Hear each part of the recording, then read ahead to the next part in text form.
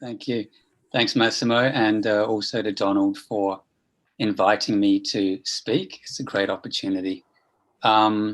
Just before I start, a bit of background, the sort of perspective I'm coming from. My interest is the theory and practice of personal development, and success. So everything from the Stoics right up to Anthony Robbins today. And I might not actually identify as a Stoic. I'm probably as much into Buddhism as Stoicism. But I'm very interested in Stoic practices as a means to personal growth. So the title of the talk, Self-Help Exemplar, what does that actually mean? Well, self-help here, you probably think about, Oprah and self-help books, but here, what I mean is sort of shorthand for human potential, which obviously is as old as civilization itself. Can you see my screen there? Yes. So just a quick outline of what I'll talk about. So I want to talk about Marcus as a sort of symbol and product of Stoic philosophy. And Peter Sloterdijk, the German philosopher, his idea of humans as trainers.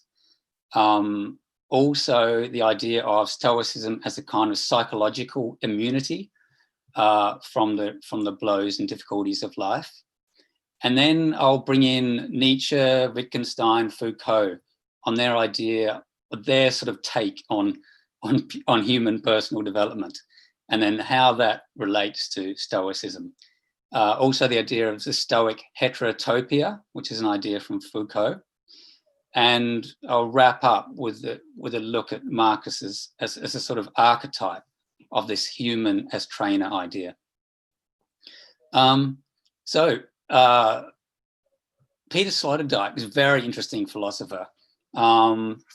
That's his book there, You Must Change Your Life. It's a sort of ironic title. It looks a bit like a self-help book, but it's a very fat, learned treatise.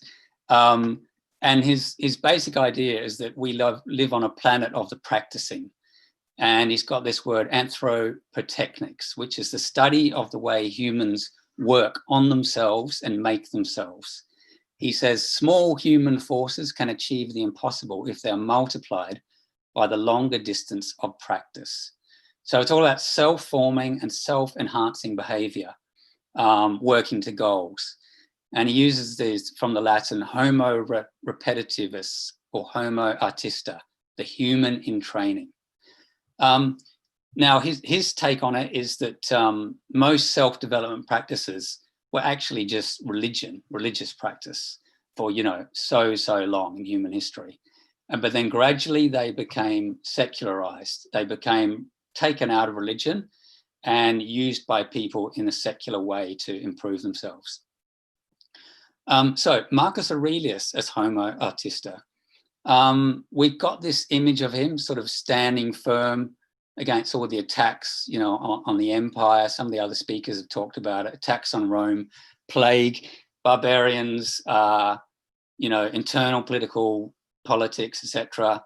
But Marcus, he made himself into who he was. No one is born to think thoughts like this. One of my favorite quotes, be like the headland against which the waves break and break. It stands firm until the watery tumult around it subsides once more. And then he's sort of saying to himself, how unlucky I am that this should have happened to me, but no means, rather say how lucky I am that this has left me with no bitterness, unshaken by the present and undismayed by the future. I mean, that is not a natural way that most human beings think. So he's obviously a product of massive work on himself.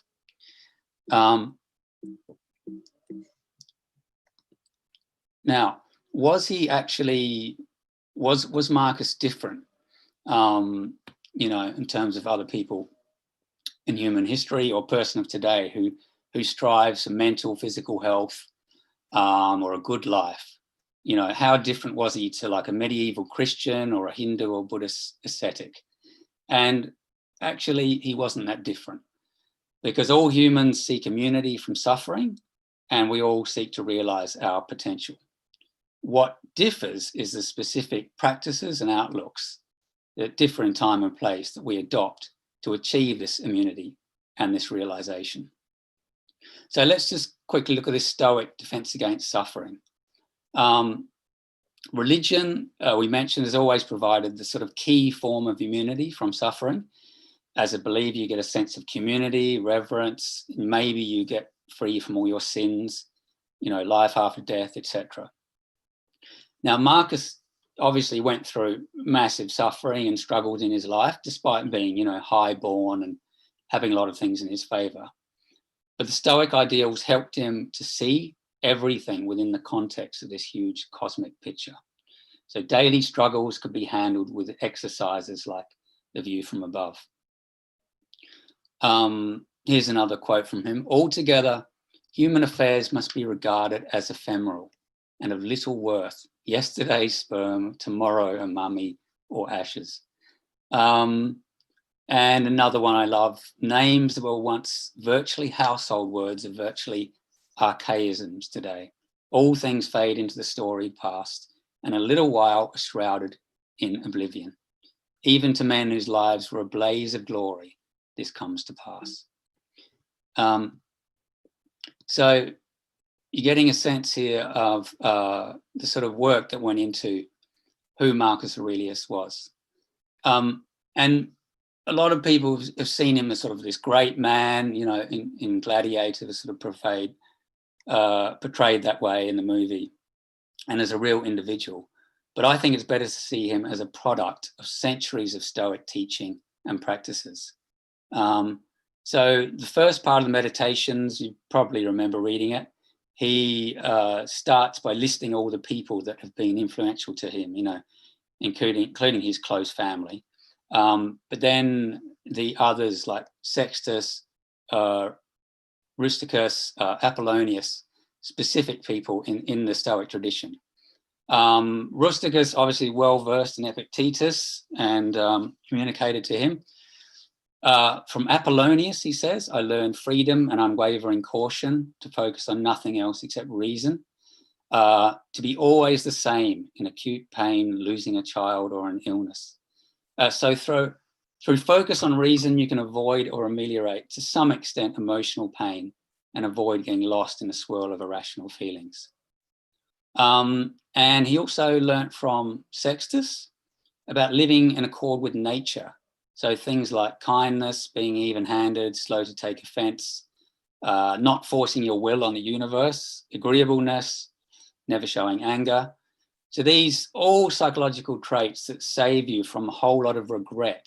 And for the Stoics, regret is the prime cause of suffering. Modeling premeditation of death. Model yourself on a wise person. So reducing the chance that you'll make a lot of bad mistakes when you're young, which can cause regret. And premeditating your death and disaster so that nothing can surprise you. So looking from the perspective of like personal development through the ages, the two benefits of the Stoic view were firstly less suffering because you can live in accord with nature and a reason. And two, fulfilling your potential because you don't let emotions and negative surprises get in the way of doing your duty. And back to Sloterdijk, his idea of psycho-immunological practices. So we head off the vulnerability to fate and mortality through imaginary anticipation and mental armor. We seek immunity to life's physical threats, but also the shadow of death and chaos by taking on these rituals, etiquette, training, etc. that the Stoics did.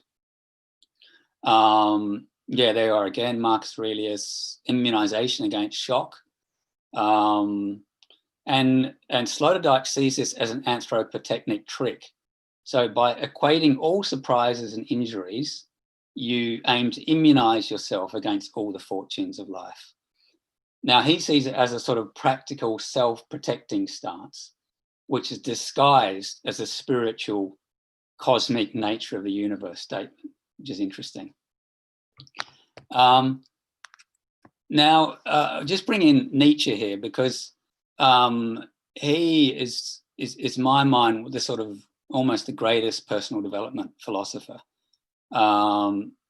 He in Ecce Homo talks about the doctrine of life practice, or life as a form of art, and that humans are creatures that will things all the time, almost like we've got nothing better to do.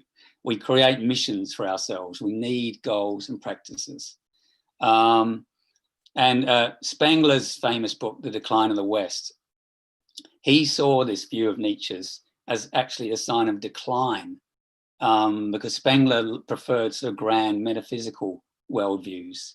But he saw Nietzsche's idea turning things into mere guides for individuals in their everyday lives and sort of digestive worries, which is Sloterdijk's phrase.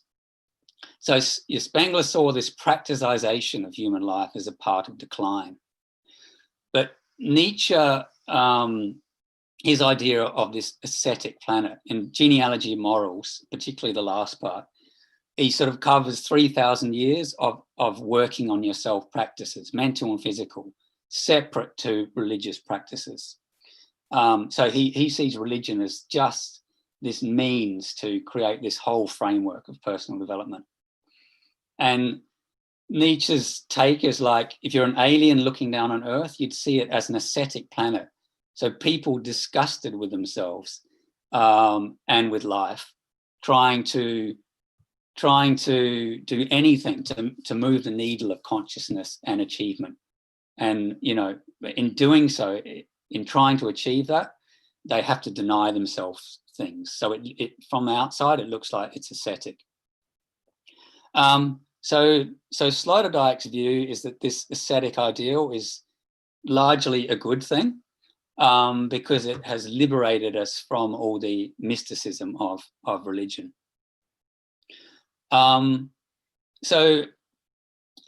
Nietzsche, obviously, you've heard about his idea of like the Superman, etc. And you know, other animals, they're just about survival, continuing their genes. But the Nietzschean view is there's always a sort of vertical or acrobatic dynamic to humanity. So we're always practicing, always moving towards something higher or better. And if we're bringing back to Stoicism and the cultures of antiquity, this vertical movement is expressed in two ways. One was the sort of heroism and glory, which is what most people think actually of sort of ancient Rome and Greece. But actually, you know, what Stoicism brought in was this idea of going with the grain of universe. It's not to try to twist the universe into your fashion or what you want. It's going with the grain of it, living in accord with nature is the phrase used. So if you look at it this way, Stoicism was really a form of radical human potential, a radical thing. It was less about success in a conventional sense of glory and achievement than just being the best human you can be. Tim Le Bon earlier talked about the 29 strengths, which may be related to Stoicism, like self-control, temperance, self-awareness, gratitude, happiness, resilience, etc. And Marcus Aurelius, well, if you look at him, you know, as a historical character, he is just superficially, his role was the defense and maintenance of Rome. But I think from his point of view, how he saw his life, it was all about living up to the high standards that he had set himself and that his teachers expected of him. Wittgenstein's also very interesting on this idea of the vertical in humanity. He saw philosophy as a game. You know, he wrote all these books on language, but really, in his mind, nothing was next to that, was to the actual project of living. He apparently said to a friend, "Of course, I want to be perfect." And he also said, "All religions are wonderful," meaning he loved that humans are like a practicing species, always trying to go higher or improve themselves, to take themselves beyond the possible. So for Wittgenstein, the meaning of life is choosing to live by a certain standard. And, you know, he was famous for his being exact in his speech and everything, and even the clothes he wore. And so, you know, he was hard on himself because he had this high standard. And I think Marcus Aurelius was the same kind of character. One more great philosopher I just want to bring in relation to this, Foucault. He had this phrase, the technologies of the self, and he studied the practices of the Stoics as part of that. Most people know about him, you know, in relation to, you know, prisons and sexual practices, etc., or his activism, his political activism in Paris in the 60s. But he actually, in his other work, he moved towards this more proactive and positive view of humankind. That philosophy was a kind of sport or practice or discipline whose aim was the fulfillment of potential. So, yeah, this idea of technologies of the self, I think, is again something that we can tie into across human history. You can look at it from the Stoics right up to, you know, self-help gurus and all the research that's going on into sports people, sports psychology, and the actual physical practices that people are taking on now, personal trainers, etc. You can see that as a continuum that begins, you know, way back with the people in the desert after Jesus and before that, Stoics. You can look at the Machiavelli in the Middle Ages, Samuel Smiles, the Victorian time, right up to the present days, this technologies of the self, and the Stoics are part of that.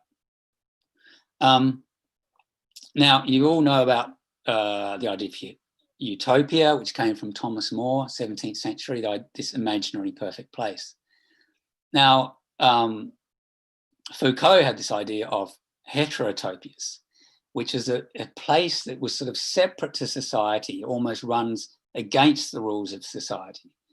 A particular place where you could pursue your own personal goals. You know, it could be a monastery, a library, a colony, a space station, but you mark it off as ours, separate to the main bit of society.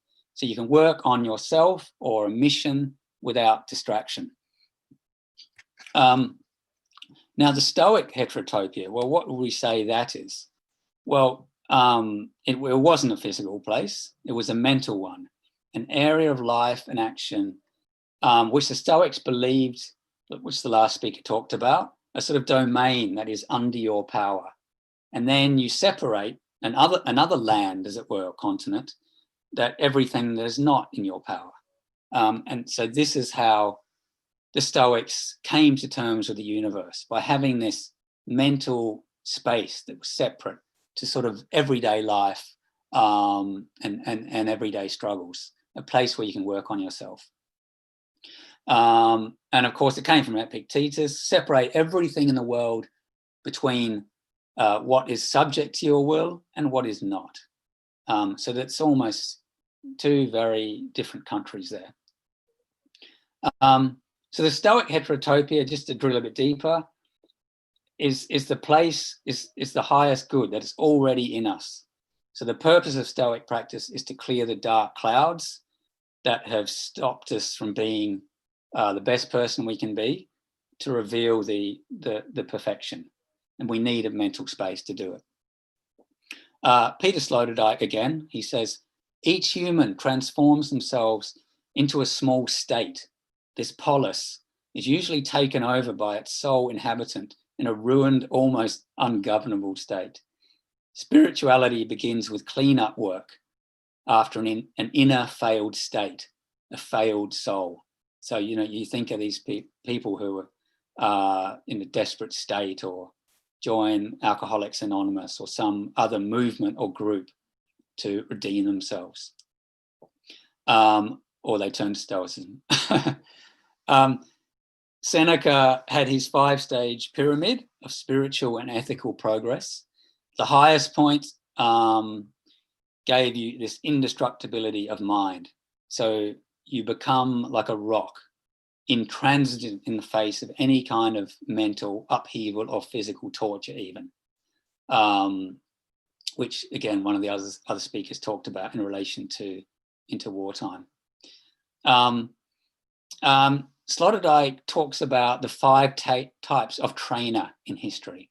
So you've got the Hindu guru, the Buddhist master, the apostle who shows the way to Christ, the philosopher who is witness to the search for truth, and the sophist who's like an expert on the ways of life, who gives you advice.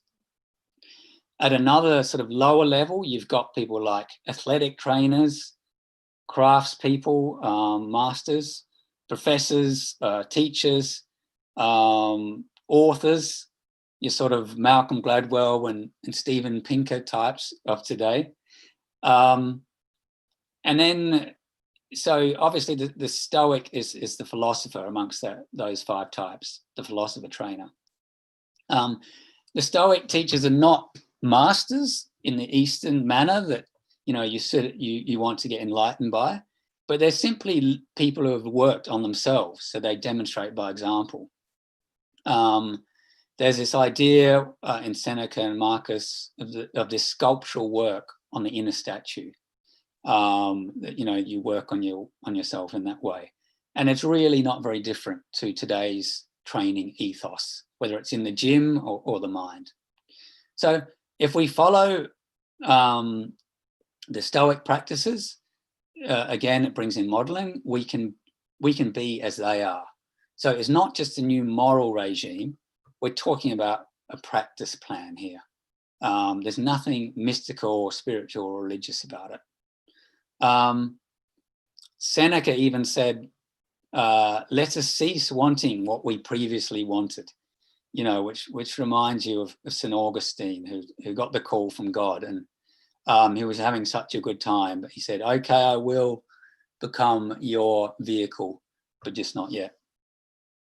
And this idea of humans as bundles of habits.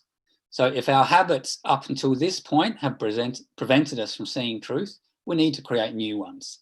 We become open to a teacher or a trainer who can openly confront us, the identity that we have.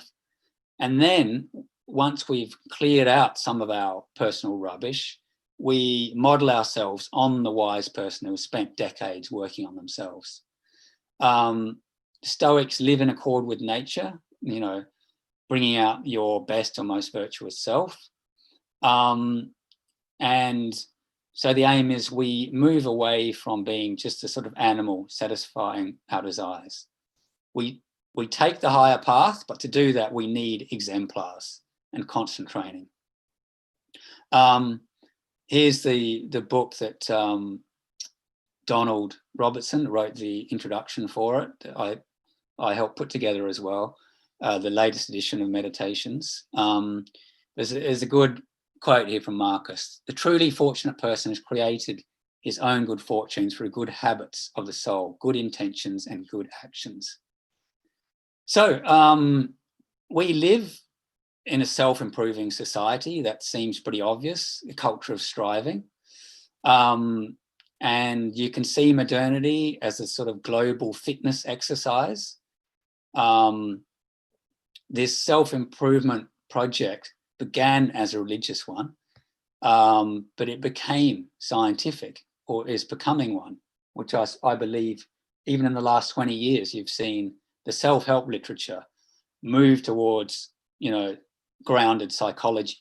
The people who 20 years ago were reading like How to Win Friends and Influence People, now they're reading popular psychology books, which have some kind of grounding in studies, etc.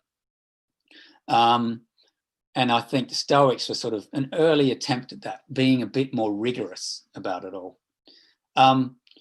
But because Stoicism has a moral outlook as well as that, so it's a practice, not just a sort of moral outlook, I think that you can take a direct line from today's self-improving society right back to the Stoics, because some people do just want the practices today, like they might just want yoga, for instance. They're not interested in the sort of philosophy behind it. But some people do want a moral outlook as well. Now, an interesting question that Peter Sloterdijk has asked is that in modernity, a lot of people don't know whether they should be working on themselves or working to improve the world. And this was a question that Samuel Smiles asked, the guy who wrote the original self-help book in 1859. He was a political journalist and then he became a self-help writer. So he went almost from the world to the inner self. So Marcus sort of faced the same question. Is my life about working on myself and my virtues, or am I living in the service of the state? I believe that's the question he asked himself. Today, people want to get all the gains of working on the self, but they don't want to give up anything, particularly not the ego. And that's sort of the difference with the Stoics, that it was about reducing the ego to sort of see reality in a more truthful, direct way.